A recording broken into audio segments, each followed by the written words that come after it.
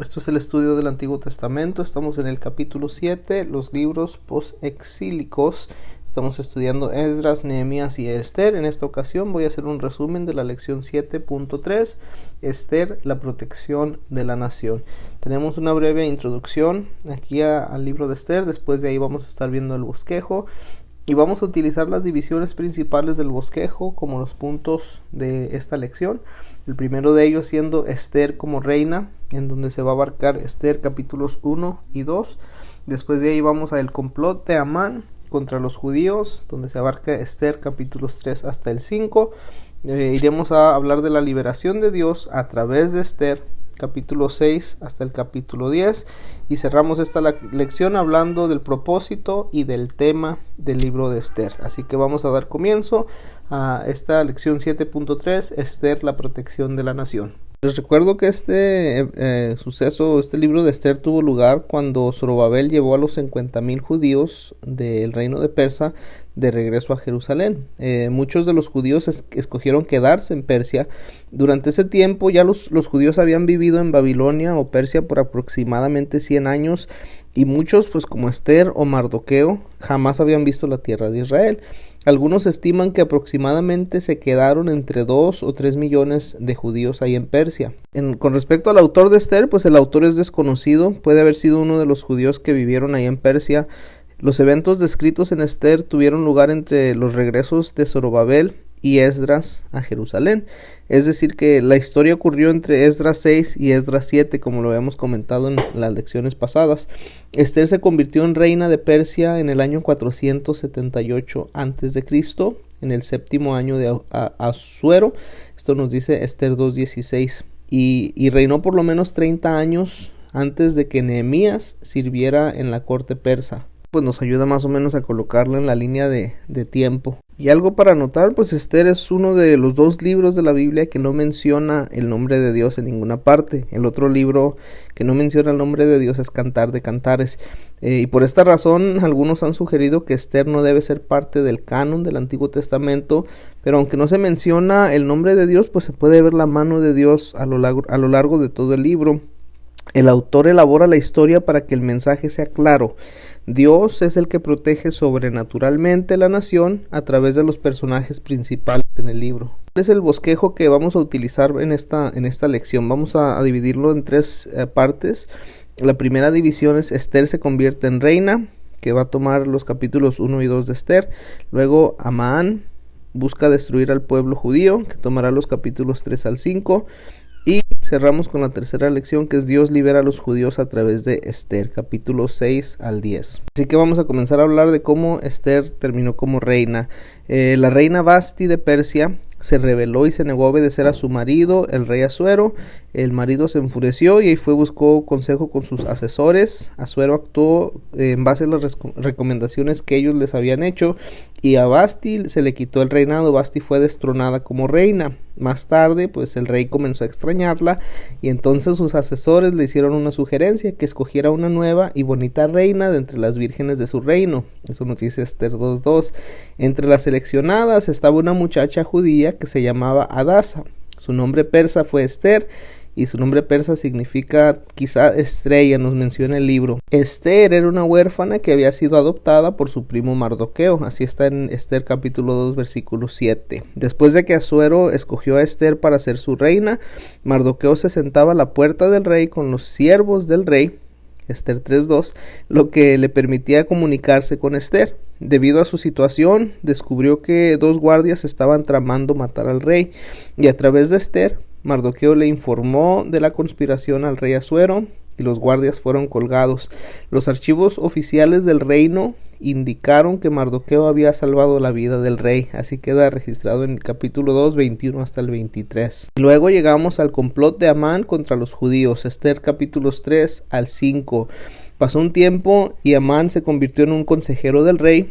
El rey Asuero hizo a Amán la segunda persona más poderosa en el reino, como su mano derecha, directamente bajo él, claro, y ordenó que los otros nobles se arrodillaran ante Amán.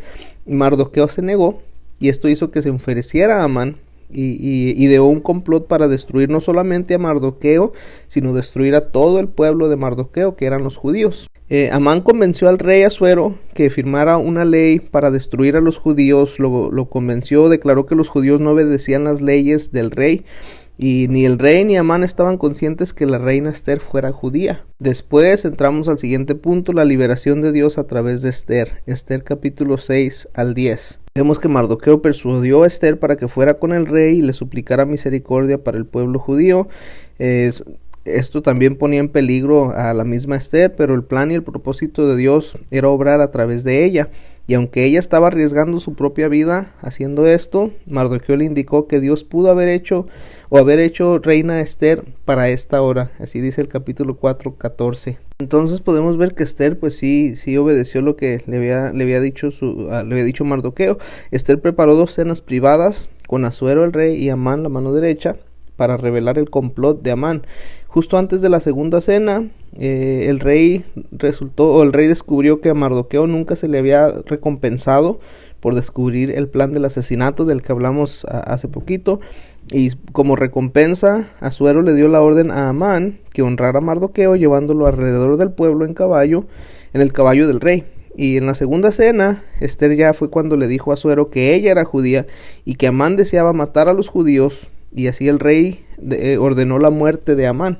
Ahora, ¿qué pasaba con el decreto? Pues no se permitía que una ley fuera cambiada, o la ley más bien no permitía que Asuero cambiara el decreto original, así que él emitió un nuevo decreto, una nueva ley que permitía a los judíos prepararse para el día del ataque y poder defenderse, y ellos lo hicieron con éxito.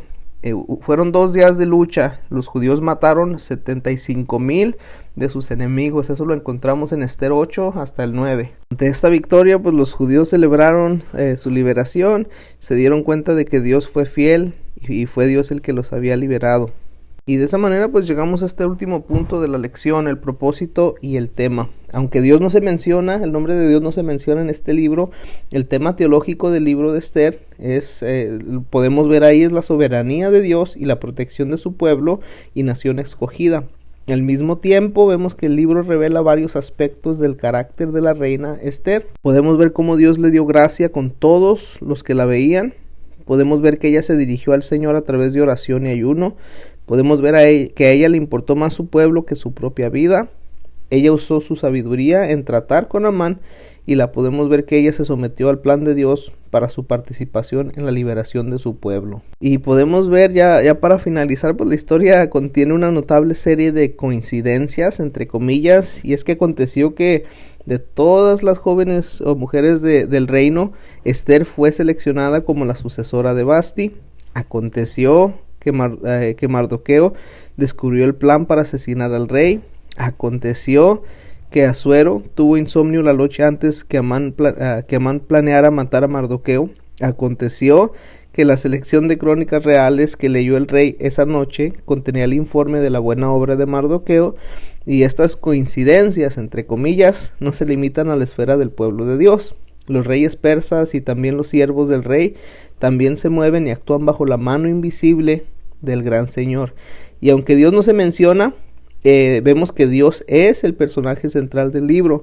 Más que Esther, más que Mardoqueo, el personaje central es Dios, y esto hace del libro de Esther sumamente relevante en nuestros días todavía, porque Dios todavía obra soberanamente para poder salvar a su pueblo. Así que ese fue el resumen de la lección 7.3, Esther, la protección de la nación. Estuvimos hablando un poquito del tiempo en el que sucedió la historia de Esther. Estuvimos hablando acerca del autor, que es desconocido, del libro de Esther. Estuvimos hablando acerca del bosquejo. Hablamos de Esther como reina, los primeros 2 capítulos. Hablamos del complot de Amán contra los judíos, Esther 3 al 5, la liberación de Dios a través de Esther, Esther 6 al 10, y cerramos esta lección con el propósito y el tema. Espero les haya ayudado y Dios les bendiga.